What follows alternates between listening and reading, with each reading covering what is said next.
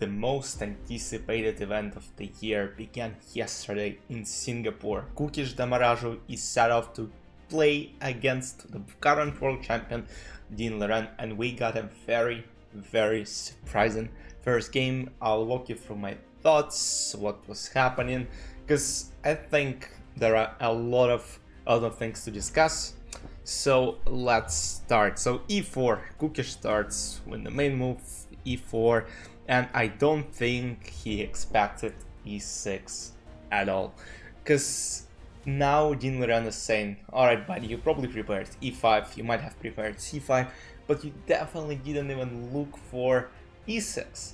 And I think that's a huge surprise for Gukesh, because on this level, guys, I discussed it on my Twitch stream, so make sure to follow.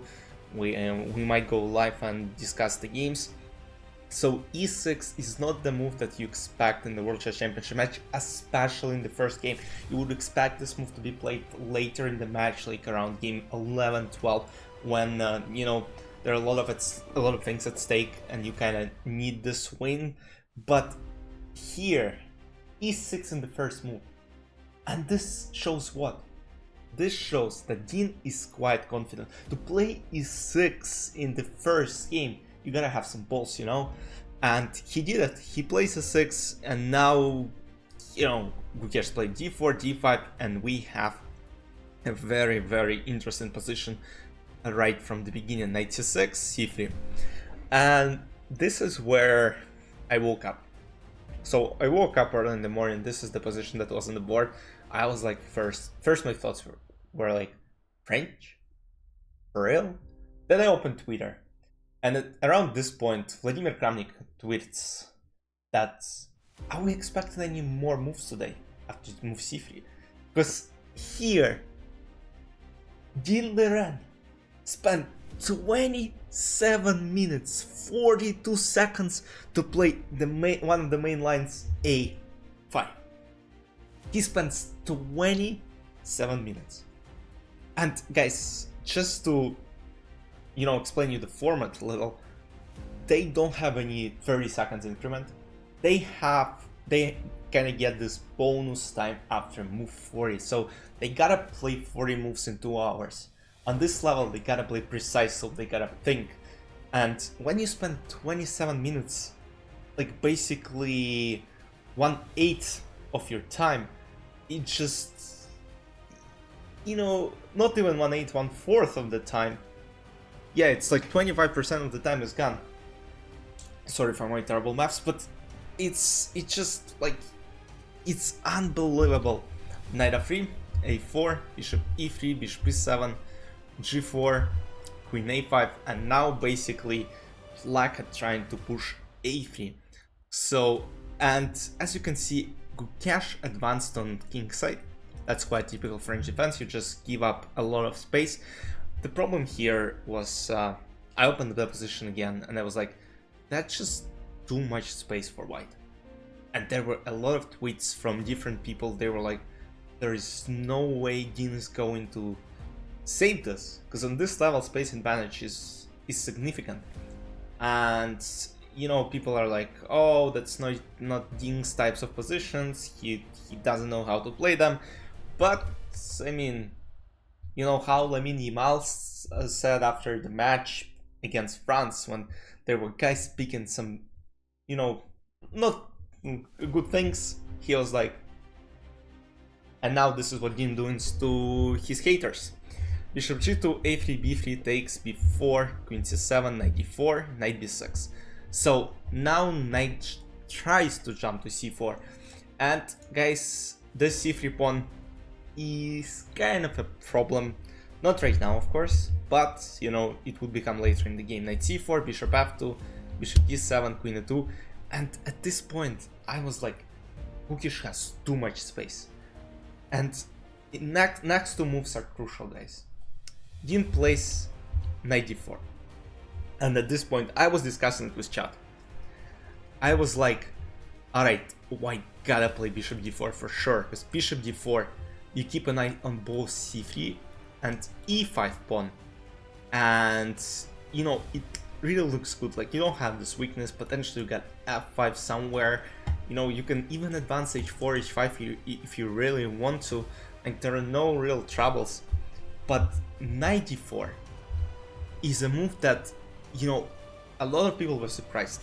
Once again, I opened Twitter and Vladimir Kramnik is like, knight d4? That isn't even a move which will cross my mind. And from now on, Dean just played an absolutely brilliant game. And another thing I discussed during the game with chat is knight d4 doesn't look good, because after knight b2, which was played in the game, you have a lot of problems with c3, while let's say bishop d4 would be played. Now knight b2 doesn't seem that good of a move, because now white can actually strike f5 and black are in some sort of trouble at this point. They have to castle long, by the way, which is absolutely insane. But knight d4, knight b2, and it just, you know, Dean started taking the initiative. You know, they're almost equal on time, 41 minutes to Gukesh, Dean is 34 minutes. And from now on, they were like spending a lot of time. So queen e3, rook c8, once again threatening this pawn on c3, rook c1, queen c4. Now there's, you know, potentially taking on a2, also maybe offering a queen trade, because queen d3 and trade of the queens will be beneficial for black pieces.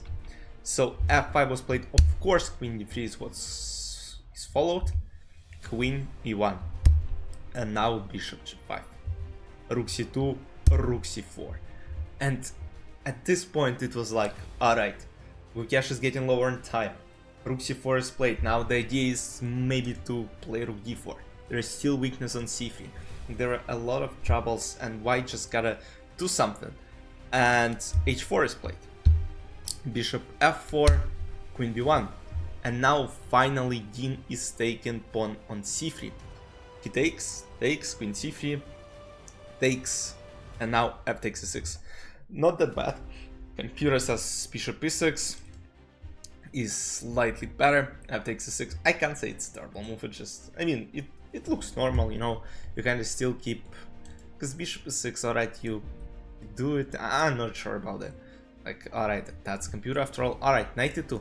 Now forking both of these pieces, queen f5, takes, and now Dean is up 2 pawns. It's move number 29. On move 40 they get additional 30 minutes. And it's getting very exciting. So even though Dean is up 2 pawns, Gukesh still has some counterplay, because this king is not castled yet. A move like bishop c5 could have held it a bit more. Queen c2, queen c4, king d2, and now finally Dean castles and he is away from the problems. We also discussed with chat what might happen if, let's say, black are too greedy and take on a2. And this is how you can easily lose the game for black, because after queen g5 there are a lot of troubles with g7 pawn, and if now you castle, bishop g4 just ends the game, because there is no way to protect the king side. Queen is too far from the action. There might be some rook f1, queen a1 things, but eventually this king will run out of checks, and this king is not safe enough. So it's just very, very important to be careful here and not to be, because people suggested me too, and like what might happen. But of course you gotta be very careful. On this level you don't want to, you know, lose the position where you had an absolutely winning thing and then, you know, you lose. It might really be crucial for the flow of the match. Castle, bishop d4, knight d3, and now very, very important knight d3 move.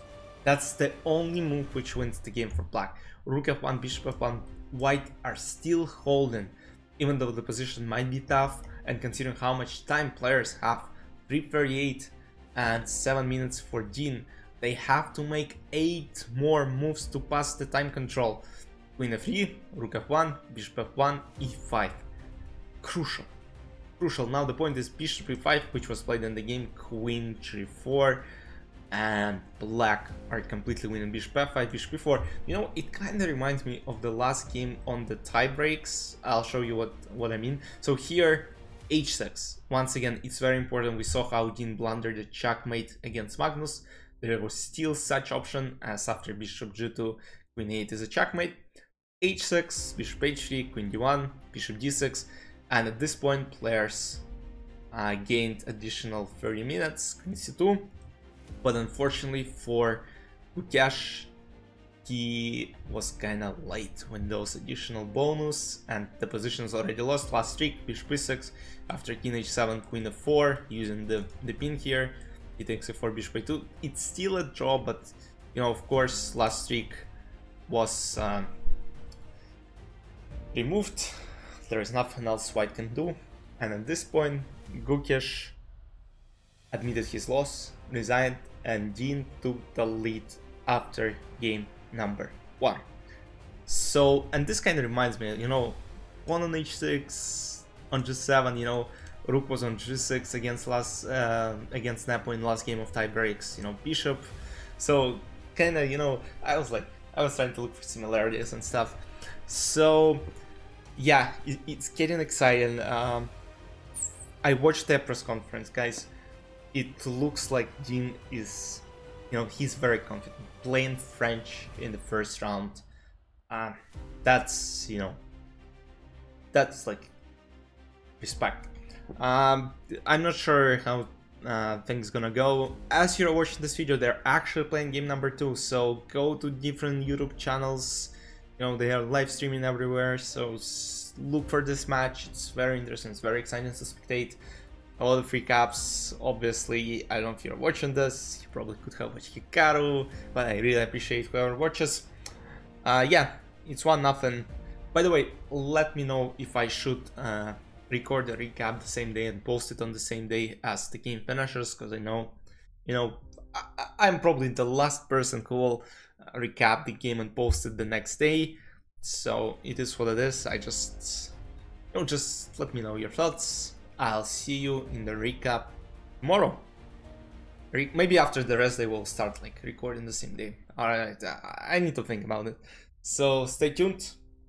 Let me know who you're supporting in this match. I'll see you very soon. Bye bye.